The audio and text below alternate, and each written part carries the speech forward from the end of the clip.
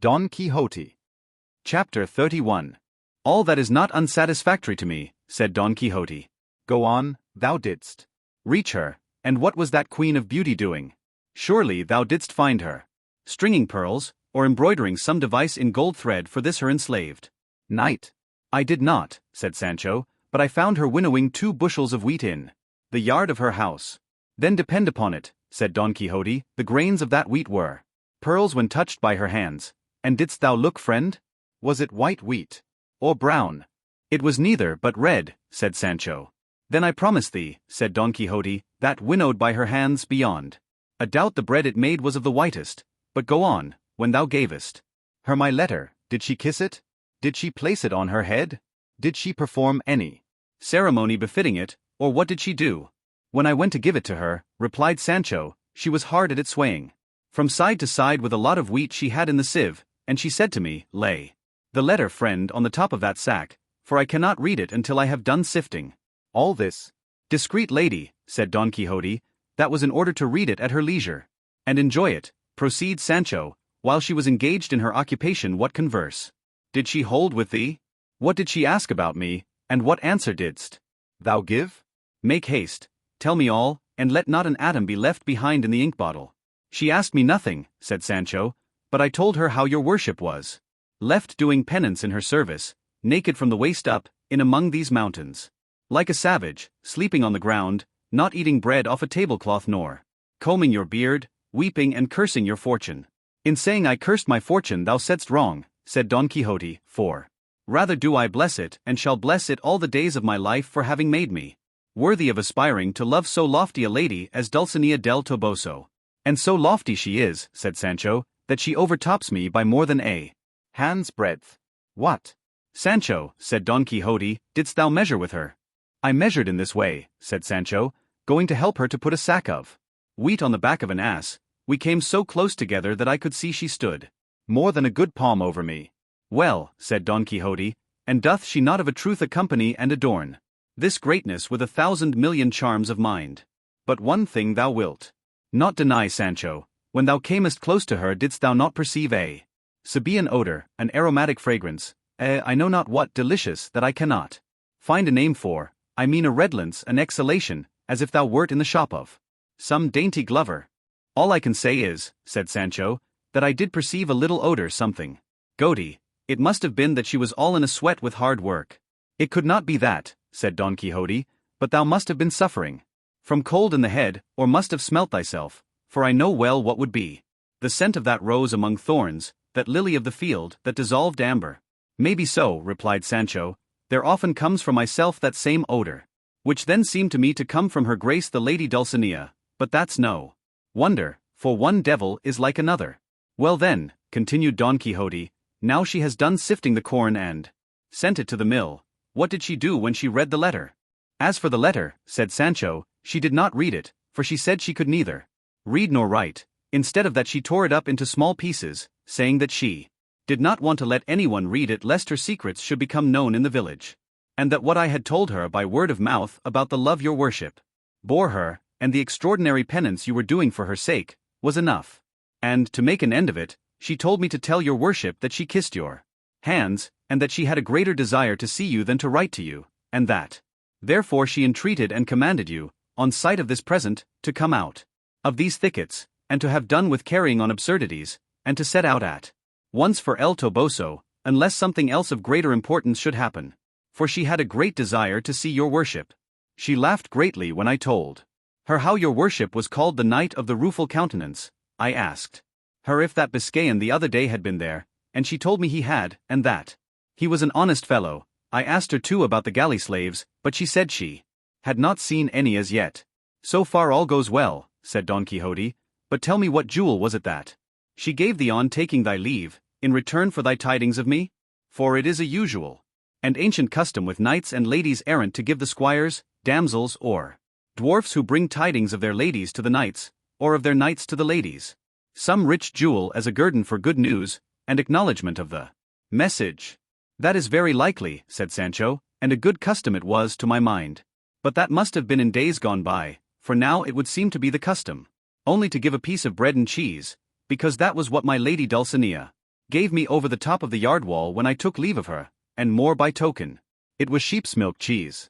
She is generous in the extreme, said Don Quixote, and if she did not give thee a jewel of gold, no doubt it must have been because she had not one to hand there to give thee, but sleeves are good after Easter, I shall see her and all shall be made right.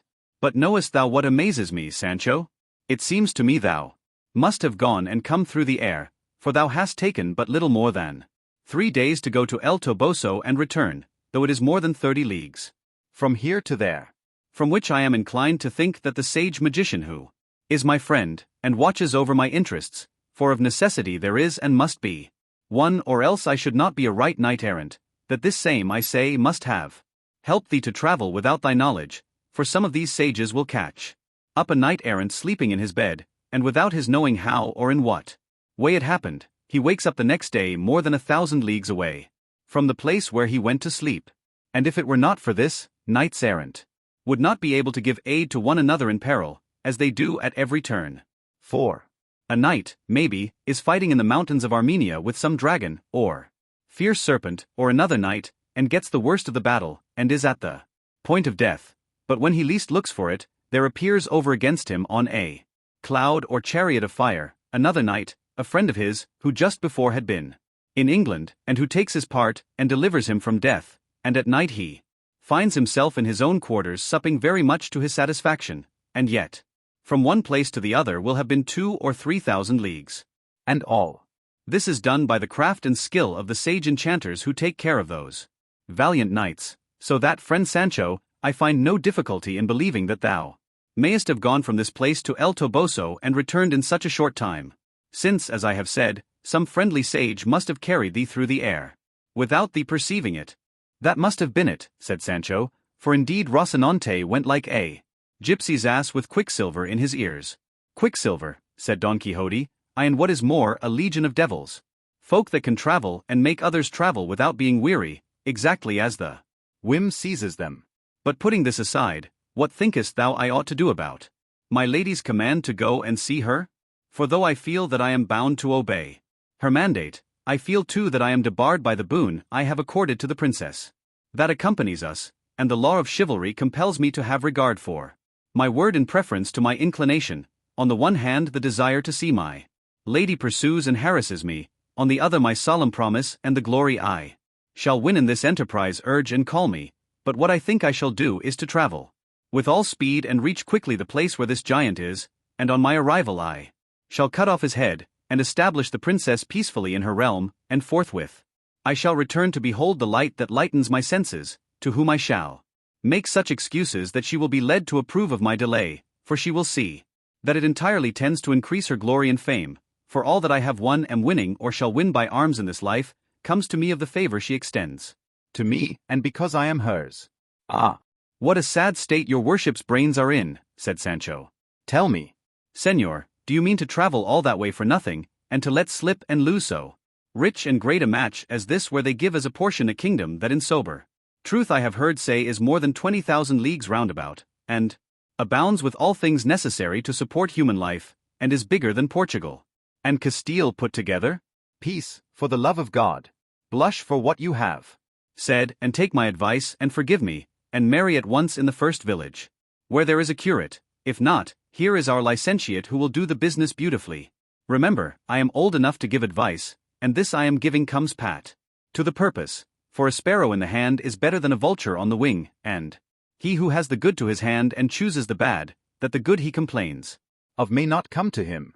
Look here, Sancho, said Don Quixote, if thou art advising me to marry in order that immediately on slaying the giant I may become king, and be able to confer favors on thee, and give thee what I have promised, let me tell thee I shall be able very easily to satisfy thy desires without marrying, for before going into battle I will make it a stipulation that, if I come out of it victorious, even I do not marry, they shall give me a portion of the kingdom, that I may bestow it upon whomsoever I choose, and when they give it to me, upon whom wouldst thou have me bestow it but upon thee? That is plain speaking, said Sancho, but let your worship take care to choose it on the seacoast, so that if I don't like the life, I may be able to ship off my black vassals and deal with them as I have said. Don't mind going to see my lady Dulcinea now, But go and kill this giant and let us finish off this business, for, by God it strikes me it will be one of great honor and great profit. I hold thou art in the right of it, Sancho, said Don Quixote, and I will take thy advice as to accompanying the princess before going to see Dulcinea, but I counsel thee not to say anything to any one, or to those who are with us, about what we have considered and discussed, for as Dulcinea is so decorous that she does not wish her thoughts to be known, it is not right that I or anyone for me should disclose them. Well then, if that be so, said Sancho, how is it that your worship makes all those you overcome by your arm go to present themselves before my lady Dulcinea? This being the same thing as signing your name to it that you love her and are her lover? And as those who go must perforce kneel before her and say they come from your worship to submit themselves to her, how can the thoughts of both of you be hid? Oh, how silly and simple thou art, said Don Quixote, sayest thou not, Sancho, that this tends to her greater exaltation? For thou must know that according to our way of thinking in chivalry, it is a high honor to a lady to have many knights errant in her service, whose thoughts never go beyond serving her for her own sake, and who look for no other reward for their great and true devotion than that she should be willing to accept them as her knights. It is with that kind of love, said Sancho, I have heard preachers say we ought to love our Lord for himself alone, without being moved by the hope of glory or the fear of punishment, though for my part, I would rather love and serve him for what he could do. The devil take thee for a clown, said Don Quixote, and what shrewd things thou sayest at times. One would think thou hadst studied. In faith, then, I cannot even read. Master Nicholas here called out to them to wait a while, as they wanted to halt and drink at a little spring there was there. Don Quixote drew up, not a little to the satisfaction of Sancho, for he was by this time weary of telling so many lies and in dread of his master catching him tripping, for though he knew that Dulcinea was a peasant girl of El Toboso, he had never seen her in all his life. Cardenio had now put on the clothes which Dorothea was wearing when they found her, and though they were not very good, they were far better than those he put off. They dismounted together by the side of the spring, and with what the curate had provided himself with at the inn they appeased, though not very well, the keen appetite they all of them brought with them. While they were so employed there happened to come by a youth passing on his way, who stopping to examine the party at the spring, the next moment ran to Don Quixote and clasping him round the legs, began to weep freely, saying, "Oh, Señor, do you not know me? Look at me well, I am that lad Andres that your worship released from the oak tree where I was tied." Don Quixote recognized him, and taking his hand he turned to those present, and said, "That your worships may see how important it is to have knights errant, to redress the wrongs and injuries done by tyrannical and wicked men in this world. I may tell you that some days ago passing through a wood, I heard cries and piteous complaints as of a person in pain and distress. I immediately hastened, impelled by my bounden duty, to the quarter whence the plaintive accents seemed to me to proceed, and I found tied to an oak this lad who now stands before you, which in my heart I rejoice at, for his testimony will not permit me to depart from the truth in any particular. He was, I say, tied to an oak, naked from the waist up, and a clown, whom I afterwards found to be his master, was scarifying him by lashes with the reins of his mare. As soon as I saw him, I asked the reason of so cruel a flagellation.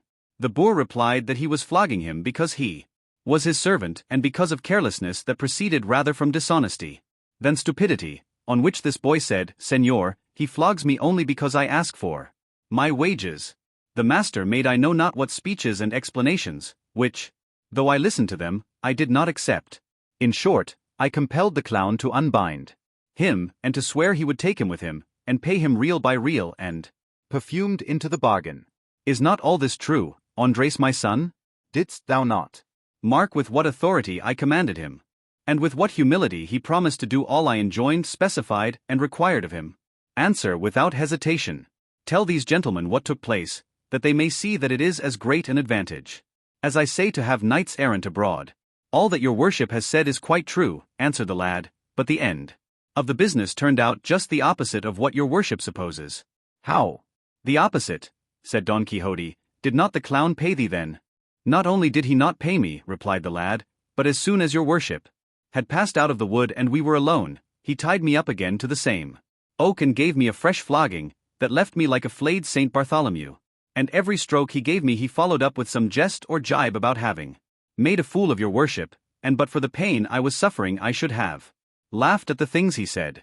In short, he left me in such a condition that I have been until now in a hospital getting cured of the injuries which that rascally clown inflicted on me then, for all which your worship is to blame, for if you had gone your own way and not come where there was no call for you, nor meddled in other people's affairs, my master would have been content with giving me 1 or 2 dozen lashes, and would have then loosed me and paid me what he owed me. But when your worship abused him so out of measure, and gave him so many hard words, his anger was kindled, and as he could not revenge himself on you, as soon as he saw you had left him, the storm burst upon me in such a way, that I feel as if I should never be a man again. The mischief, said Don Quixote, lay in my going away, for I should not have gone until I had seen thee paid, because I ought to have known well by long experience that there is no clown who will keep his word if he finds it will not suit him to keep it. But thou rememberest, Andres, that I swore if he did not pay thee I would go and seek him, and find him though he were to hide himself in the whale's belly. That is true, said Andres, but it was of no use. Thou shalt see now whether it is of use or not, said Don Quixote, and so saying, he got up hastily and bade Sancho bridle Rocinante, who was browsing. While they were eating, Dorothea asked him what he meant to do. He replied that he meant to go in search of this clown and chastise him for such iniquitous conduct, and see Andres paid to the last maravedi, despite and in the teeth of all the clowns in the world. To which she replied that he must remember that in accordance with his promise he could not engage in any enterprise until he had concluded hers, and that as he knew this better than anyone, he should restrain his ardor until his return from her kingdom.